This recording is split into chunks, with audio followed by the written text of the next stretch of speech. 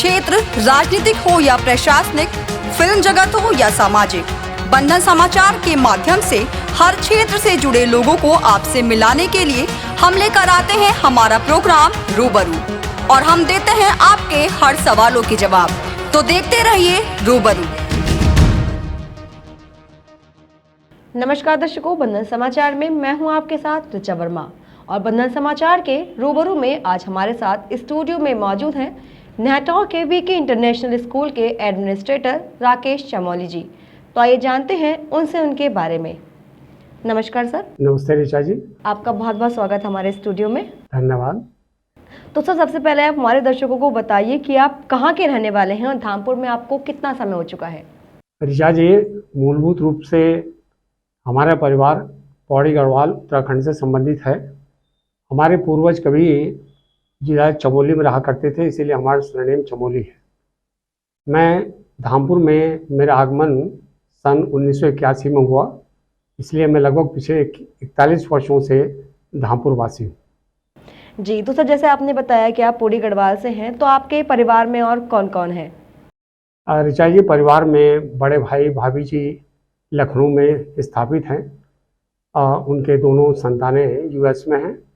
मैं और मेरा पुत्र और पुत्रवधू एक बेटे के साथ में चेन्नई में रहते हैं, वहीं पर बस गए हैं।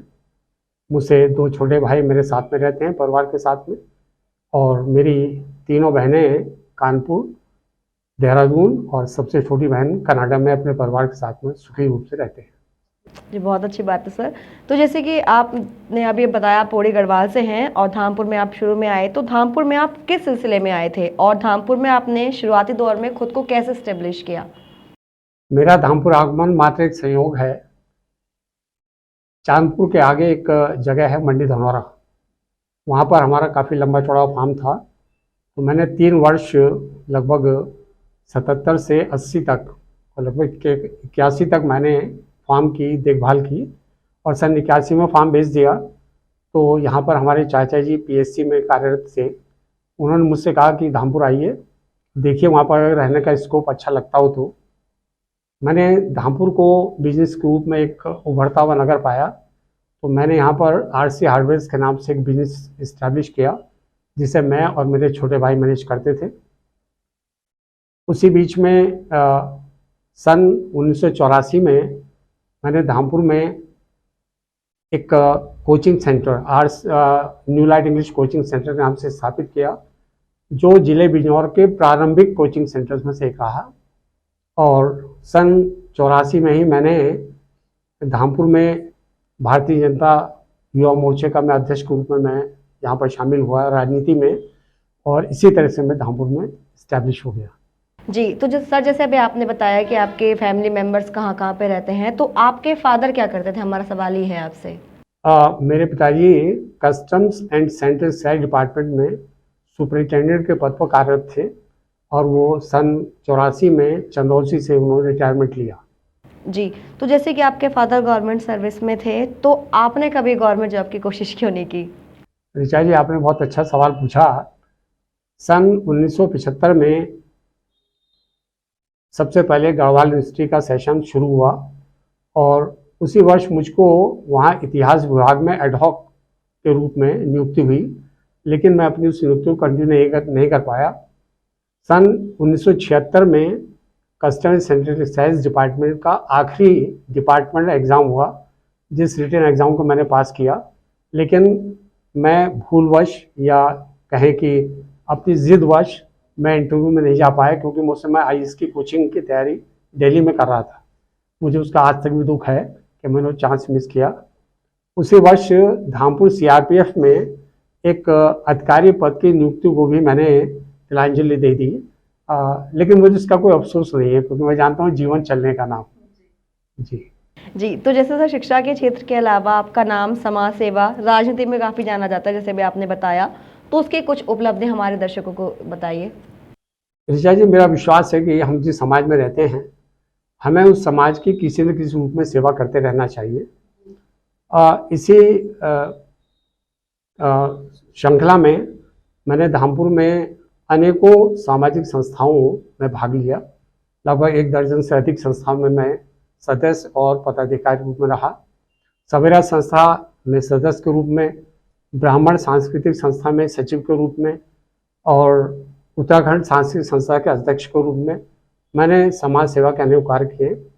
सन 1984 में यहाँ पर जो तत्कालीन एसडीएम थे डॉक्टर हर्ष पालीवाल, उनके करकमलों द्वारा 14 वार्डों में 14 विधवाओं को सिलाई मशीन बंटवाई ताकि उनसे अपना जीवन यापन कर सके। उसके अलावा मैं RSM इंटर कॉलेज का जो प्रबंध तंत्र है उसमें कोषाध्यक्ष के रूप में, KM इंटर कॉलेज के नामित सदस्य के रूप में, प्रबंध तंत्र में नामित सदस्य के रूप में, विद्या मंदिर के पिछले 22 वर्षों से प्रबंध कार्यकारिणी के सदस्य के रूप में और कई विद्यालयों से मैं जुड़ा रहा, जैसे RN इंटरनेशनल स्कूल है और हमारा MKD चिल्ड्रन एकेडमी है और इस समय मैं एक कांठ में एक बिहारी कन्या इंटर कॉलेज है, मैं उसके प्रबंध तंत्र में वाइस प्रेसिडेंट की भूमिका में हूँ। राजनीति के क्षेत्र में मेरा पदार्पण यहाँ पर 1984 में युवा मोर्चे के अध्यक्ष के रूप में, नगर अध्यक्ष के रूप में मैंने 2 टर्म में यहाँ पर नगर अध्यक्ष रहा। बाद में युवा मोर्चे का जिले का वरिष्ठ पदाधिकारी रहा, उपाध्यक्ष रहा और धामपुर में 2 बार भारतीय जनता पार्टी के नगर महामंत्री के रूप में दायित्व निभाया।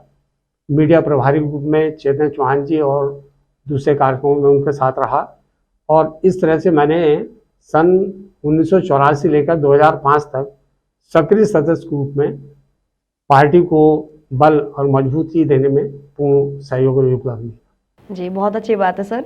तो सर, जैसे भी आप टीचर हैं तो हम ये जानना चाहेंगे आपसे कि शिक्षा के क्षेत्र में आपके विचार से क्या महत्वपूर्ण सुधार होने चाहिए? क्योंकि पिछले 35 वर्षों तक अधिक समय से मैं शिक्षा के जगत से जुड़ा हुआ हूँ और मैं मानता हूँ कि शिक्षा किसी भी देश के विकास की रीढ़ और उसकी नींव होती है। मैं सरकार से चाहूँगा कि पहले तो शिक्षा के क्षेत्र में आरक्षण है, इसको पूरी तरह समाप्त किया जाए, क्योंकि शिक्षा के क्षेत्र में आरक्षण इसकी उपयुक्तता के लिए पूर्ण तरह से नकारात्मक और हानिकारक सिद्ध होता है।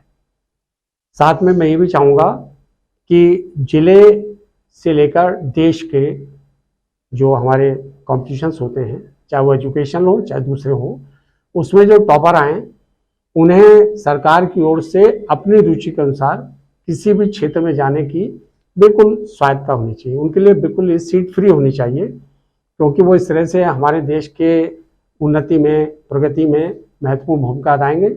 और जो हमारे देश में जो ब्रेन ड्रेन की समस्या है कि लोग पढ़ते यहाँ हैं चले बाहर चले जाते हैं, क्योंकि उनको हमारी सरकार ही उनको आगे बढ़ाएगी तो देश के प्रति उनका समर्पण भाव बना रहेगा और ब्रेन ड्रेन की समस्या में काफ़ी हल मिलेगा उसको। जी, तो जैसे कि आप राजनीति से भी जुड़े हुए हैं, तो क्या आप अपने नगर की वर्तमान दशा से संतुष्ट हैं या नहीं है, तो फिर क्यों नहीं है, इसका जवाब हमें। ऋचा जी, धामपुर नगर जिला बिजनौर में अपनी एक बड़ी उच्च पहचान रखता है, लेकिन सड़कों के और सफाई के क्षेत्र में ये अपने नगर के नाम के अनुरूप नहीं है।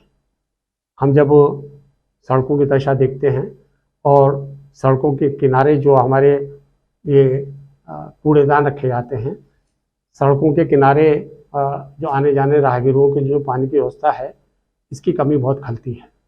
हम अपने शिवाजी पार्क की तुलना जब नेटौर के और नगीने के पार्कों से करते हैं तो अपने आप को बहुत पीछे पाते हैं। एक नगीने चौराहे से पुल की ओर जाते हुए एक पब्लिक शौचालय बना हुआ है, लेकिन वो पूरा वाइट एलिफेंट बन के रह गया कि उसमें हमेशा ताला लटका रहता है। तो मैं चाहूँगा कि इन विषयों पर निश्चित रूप से ध्यान दिया जाना चाहिए, ताकि हमारा धामपुर प्रगति के मार्ग में और नाम के मार्ग में अपने आप को सार्थक सिद्ध करे। जी बिल्कुल। तो सर, जैसे कि आपने शिक्षा के क्षेत्र में धामपुर में एक अलग पहचान बनाई है, तो आपने धामपुर को छोड़कर नेटौर का स्कूल क्यों ज्वाइन किया? आपने धामपुर में स्कूल क्यों नहीं ज्वाइन किया कोई? ऋचा जी, इंग्लिश में कहते हैं change is the law of nature, and because I had a very good opportunity there in नेटौर, so I joined that VK International School, and really I found that it is one of the best school of the district, and I call it a school with a difference in so many ways. Really, I'm proud of that school and its grand management. जी, मतलब आपने इसलिए नेहरू का college आपने जी जी, मुझे वहाँ काम करने में बहुत आनंद आता है क्योंकि वहाँ पर सारा फोकस बच्चे हैं और हम चाहते हैं कि हमारे स्कूल के बच्चे प्रोडक्ट बन के निकलें और मुझे वहाँ काम करने में बड़ा आनंद आता है। जी, तो जैसे अभी आपने बताया कि आपने धामपुर में जैसे वर्क किया है धामपुर के स्कूलों में पहले और अभी आप नेहटौर में काम कर रहे हैं वीके इंटरनेशनल स्कूल में, तो धामपुर में और नेहटौर के स्कूलों में आपको क्या अंतर देखने को मिला? ऋचा जी, मैंने लगभग 13 वर्ष RSM डिग्री कॉलेज में अंग्रेजी विभाग में एक लेक्चरर के रूप में काम किया। उसके बाद मैंने 6 वर्ष बुरहानपुर में पारकर सीनियर सेकेंडरी स्कूल CBSE किया था, वहाँ पर प्रधानाचार्य के रूप में काम किया। और उसके बाद मैंने लगभग 3.5 वर्ष धामपुर के बहुत अग्रणी Priyanka modern senior secondary school में ऑफिशिएटिंग प्रिंसिपल और एकेडमिक कोऑर्डिनेटर के रूप में काम किया। अब वर्तमान में मैं वहाँ नेटवर्क वीके इंटरनेशनल स्कूल में हूँ। थोड़ा सा अंतर ये जो मुझे इन वीके स्कूल में और दूसरे स्कूल में दिखाई दिया, यहाँ पर बच्चों को फोकस बनाने में कुछ कमी महसूस होती है। मतलब प्रायोरिटी बच्चे नहीं दिखाई देते। Priority that is to count the numbers and how much money we are earning out of that. जबकि वीके स्कूल में सबसे पहले प्रायोरिटी बच्चे हैं। वहाँ मैनेजमेंट का भी पूरा ध्येय बच्चे हैं और मेरा भी और साथ में स्टाफ का सारा फोकस बच्चों पर है कि हमारे बच्चे यहाँ से प्रोडक्ट बन के निकलने चाहिए। बाकी और सब चीज़ें सेकेंडरी हैं। इसलिए बच्चों की अगर आप वहाँ आकर देखें तो बच्चों की सुविधा के लिए जो भी मैक्सिमम पढ़ाई के साथ साथ एकेडमी के साथ साथ जो उनके सर्वांगीण विकास में जो भी सहयोग हो सकता है वो हर चीज़ वहाँ पर बच्चों के लिए उपलब्ध कराएगी, जिसका गार्जियंस को ये लगता भी नहीं कि ये भी चीज़ हमारे बच्चे को मिलनी चाहिए। वो भी चीज़ मैनेजमेंट की ओर से और स्कूल की ओर से बच्चों को उपलब्ध कराएगी। हाँ, तो वो जो बच्चे जो फोकस हैं वो मुझको लगता है कि ये तभी मैं बोलता हूँ कि स्कूल विद द डिफरेंस। हाँ, तो वो थोड़ा सा मुझे इन स्कूलों में मैं चाहूँगा कि ये भी बच्चों को फोकस बनाकर अपने आगे बढ़ें और बच्चे आगे बढ़ेंगे तो मनी जो Risha ji that is the second thing. जब बच्चे स्कूल आएंगे तो मनी तो उनके पीछे पीछे आएगी, लेकिन हमारा फोकस सबसे पहले बच्चे होने चाहिए। यही हर स्कूल का ध्येय होना चाहिए, मानकर चलता हूँ कि उनके यहाँ से बच्चे प्रोडक्ट बन के निकले। जी बिल्कुल सर।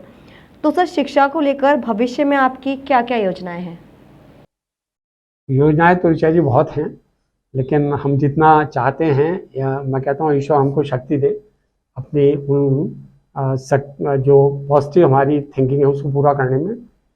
मेरे मन में विचार है कि धामपुर नगर में जो बच्चे मतलब सुविधाओं के अभाव में जो घुमंतु टाइप बच्चे हैं, घुमंतु में जो सड़क पर घूमते रहते हैं अपना समय किल करते हैं, मैं चाहता हूँ उन बच्चों को उनकी रुचि के अनुसार, मान ली कोई मैकेनिक बनना चाहता है, कोई ड्राइवर बनना चाहता है, तो मैं उनको वो सुविधा उपलब्ध कराऊँ ताकि वो बड़े होकर अपने पैरों में खड़े हो सकें, अपने लिए कमा सकें और साथ साथ अपने परिवार के लिए हेल्पिंग हैंड हो सकें। और मैं इस योजना पर बहुत जल्दी कार्य शुरू करने वाला हूँ। जी बहुत अच्छी बात है सर, बहुत बहुत शुभकामनाएं आपको और ऑल द बेस्ट हमारी तरफ से आपको। तो सर अभी अंत में आप हमारे चैनल के माध्यम से हमारे दर्शकों को क्या संदेश देना चाहेंगे? ऋचा जी, मैं I am really grateful to your channel जो लोगों को अपनी बात कहने का पूरा अवसर देते हैं। क्योंकि मैं शिक्षा जगत से जुड़ा हुआ हूँ तो मैं अभी सभी गार्जियन से ये विनम्र निवेदन करूँगा कि अपने बच्चों को जितनी भी अच्छी से अच्छी शिक्षा वो उपलब्ध करा सकें वो कराएं। क्योंकि हम कंप्यूटर एज में जी रहे हैं और इस एज में बेपड़ा व्यक्ति जानवर समान है। और क्योंकि शिक्षित समाज ही देश के विकास की रीढ़ है, नींव है, तो the education is the most powerful means for the prosperity and progress of a country. तो मैं चाहूँगा कि सभी लोग शिक्षा के क्षेत्र में आगे बढ़ें, शिक्षित हों और देश के विकास में भागीदार हों। जी बिल्कुल सर, बहुत बहुत शुभकामनाएं आपको भविष्य के लिए और बहुत बहुत धन्यवाद हमें अपना समय देने के लिए। धन्यवाद ऋचा जी, आपके इस चैनल ने मुझे यहाँ पर आने का अवसर दिया, अपनी बात कहने का अवसर दिया। मैं सचमुच आपका और आपके चैनल का बहुत आभारी हूँ। जी बहुत बहुत धन्यवाद सर। तो ये थे हमारे साथ नेहरू के वीके इंटरनेशनल स्कूल के एडमिनिस्ट्रेटर राकेश चमोली जी। मिलते हैं अगले एपिसोड में एक और नए मेहमान के साथ। तब तक के लिए बने रहें और देखते रहें बंधन समाचार।